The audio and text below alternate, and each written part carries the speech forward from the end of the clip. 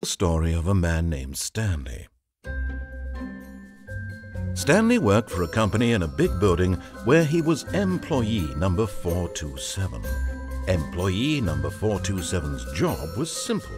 He sat at his desk in room 427 and he pushed buttons on a keyboard. Orders came to him through a monitor on his desk, telling him what buttons to push, how long to push them, and in what order. This is what employee 427 did every day of every month of every year.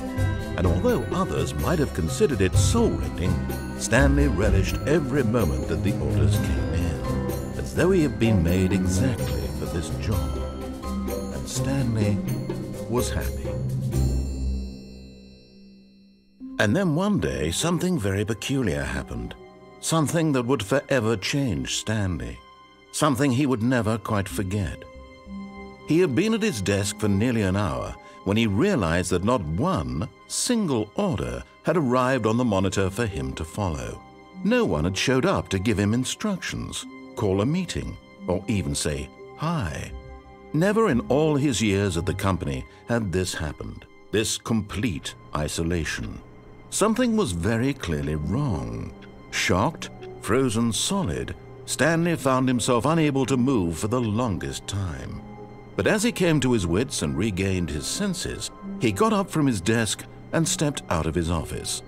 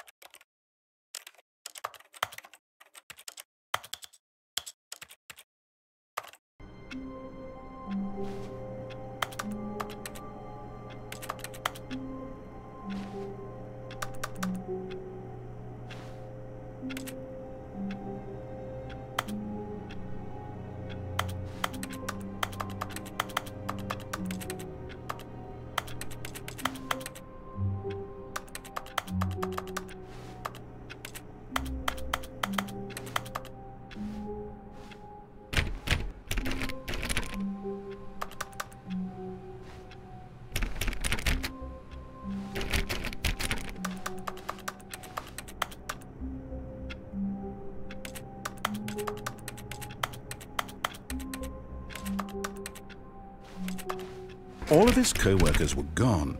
What could it mean? Stanley decided to go to the meeting room. Perhaps he had simply missed a memo. No matter how hard Stanley looked, he couldn't find a trace of his co-workers.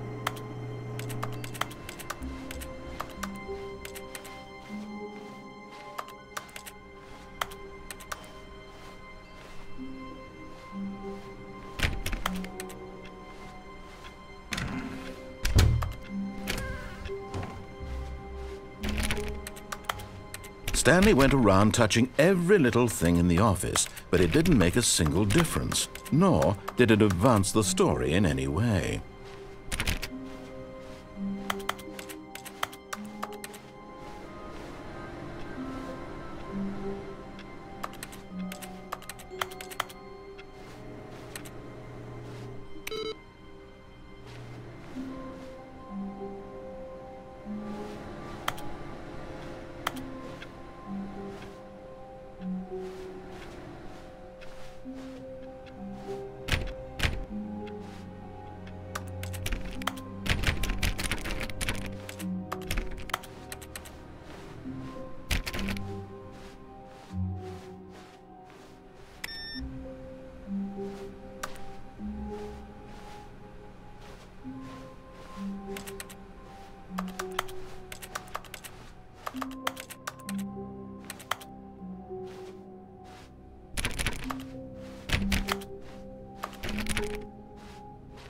When Stanley came to a set of 2 open doors, he entered the door on his left.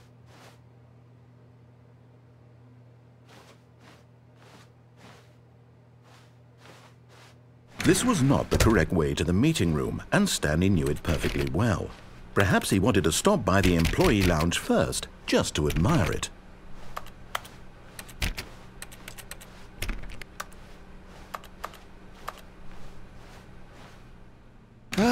Yes, truly a room worth admiring. It had really been worth the detour after all, just to spend a few moments here in this immaculate, beautifully constructed room. Stanley simply stood here, drinking it all in.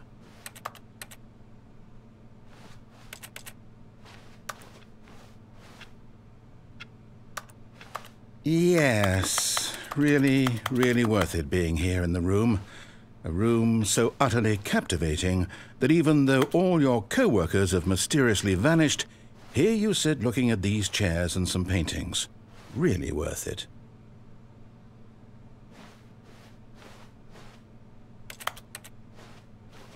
At this point, Stanley's obsession with this room bordered on creepy and reflected poorly on his overall personality. It's possible that this is why everyone left.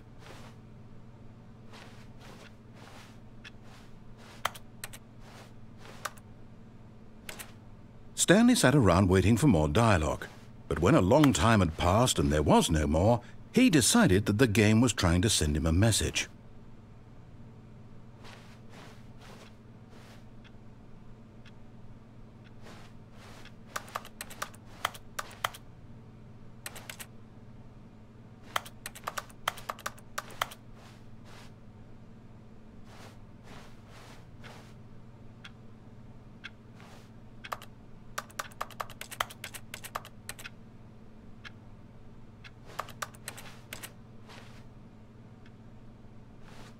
But at last, he'd had enough of the amazing room and took the first open door on his left to get back to business.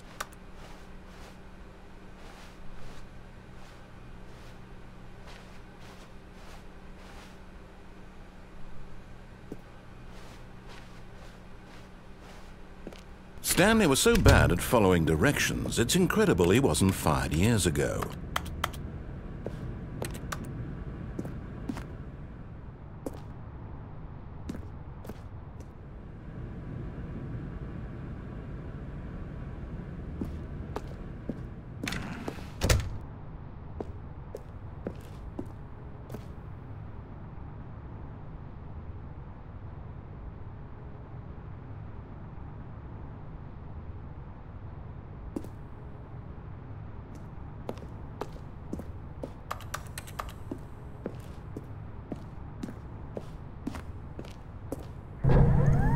Look, Stanley, I think perhaps we've gotten off on the wrong foot here.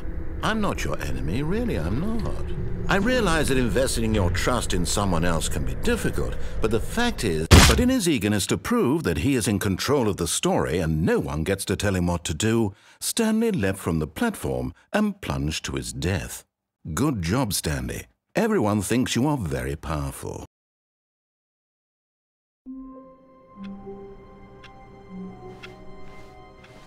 All of his co-workers were gone. What could it mean? Stanley decided to go to the meeting room. Perhaps he had simply missed a memo.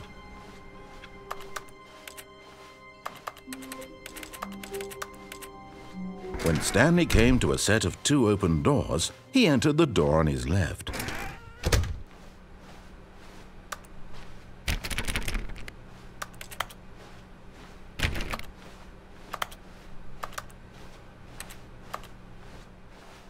Yet there was not a single person here either. Feeling a wave of disbelief, Stanley decided to go up to his boss's office, hoping he might find an answer there.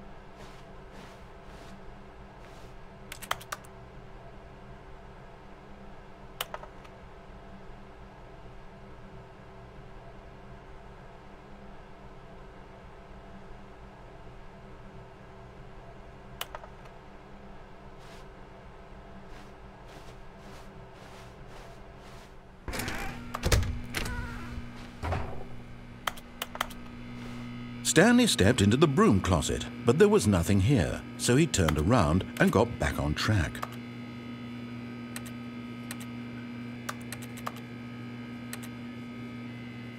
There was nothing here. No choice to make, no path to follow, just an empty broom closet. No reason to still be here.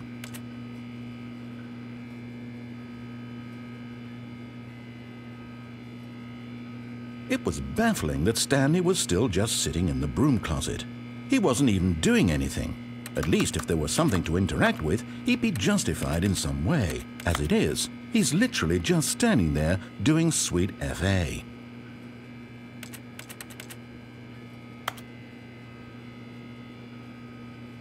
Are you really still in the broom closet? Standing around doing nothing? Why? Please offer me some explanation here. I'm genuinely confused.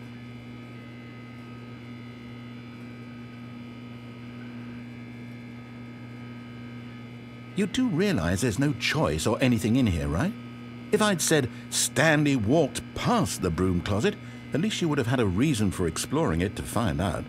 But it didn't even occur to me because literally this closet is of absolutely no significance to the story whatsoever.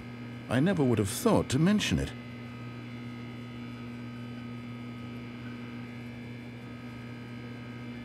Maybe to you this is somehow its own branching path. Maybe when you go talk about this with your friends you'll say, "Oh, did you get the broom closet ending? The broom closet ending was my favourite." I hope your friends find this concerning.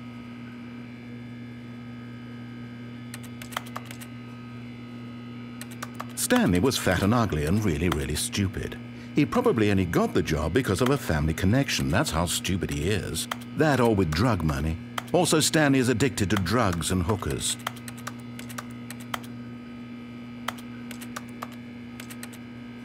Well, I've come to a very definite conclusion about what's going on right now. You're dead. You got to this broom closet, explored it a bit, and were just about to leave because there's nothing here, when a physical malady of some sort shut down your central nervous system and you collapsed on the keyboard. Well, in a situation like this, the responsible thing is to alert someone nearby so as to ensure that your body is taken care of before it begins to decompose. Hello? Anyone who happens to be nearby? The person at this computer is dead. They have fallen prey to any number of your countless human physiological vulnerabilities. It's indicative of the long-term sustainability of your species. Please remove their corpse from the area and instruct another human to take their place, making sure they understand basic first-person video game mechanics and filling them in on the history of narrative tropes in video gaming, so that the irony and insightful commentary of this game is not lost on them. All right, when you've done that, just step out into the hallway.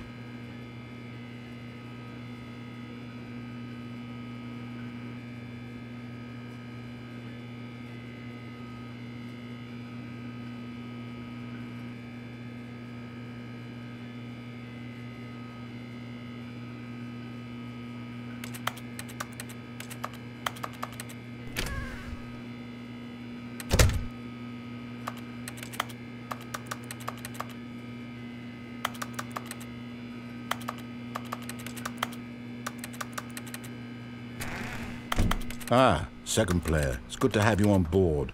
I guarantee you can't do any worse than the person who came before you.